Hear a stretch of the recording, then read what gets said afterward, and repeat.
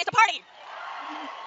I was born and grew up in communist China. About 20 years ago, I fled Tiananmen Square and came to the United States of America as a student. I got my master's degree, and I started working for corporate America and U.S. federal government. Life is good in America, but having a good life does not make me feel safe anymore, because I fear the country that I love is becoming the country that I fled. In a free capitalist society, the Chinese Communist Party has bought out America's most valuable asset, from Wall Street to Main Street, from Hollywood to NBA, from Silicon Valley to North Dakota's farmland, from mainstream media to social media, and even worse, Elon Musk's $44 billion takeover of Twitter is financed by the CCP money. The CCP's enemy number one is a mouse war, and his personal account permanently suspended by Twitter a few years ago. The Chinese dissidents had already been cancelled out by CCP in China. We had never imagined being cancelled here in the United States of America.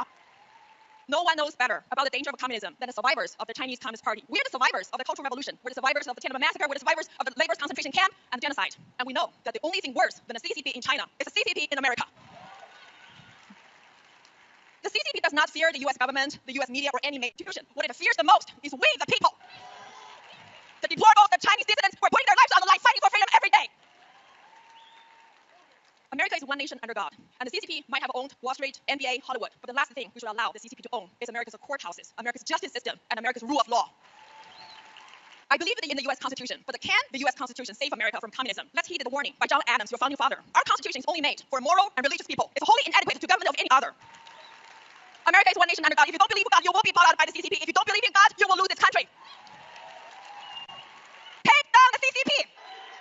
America has two major political parties, the Democratic Party and the Republican Party. If we don't take down the CCP, the Chinese Communist Party will become the only ruling party in this country, and the party of Xi Jinping will become your permanent dictatorship for life. Wake up, America. From the Tiananmen Square in China to the Freedom Square in America. It's been a long journey for me to be here. It's a journey to freedom, but that's not the end of it. It is just the beginning. I joined the Chinese whistleblower movement and became a member of the new federal state of China, founded by CCP's enemy number one, Mr. Mao's Wall.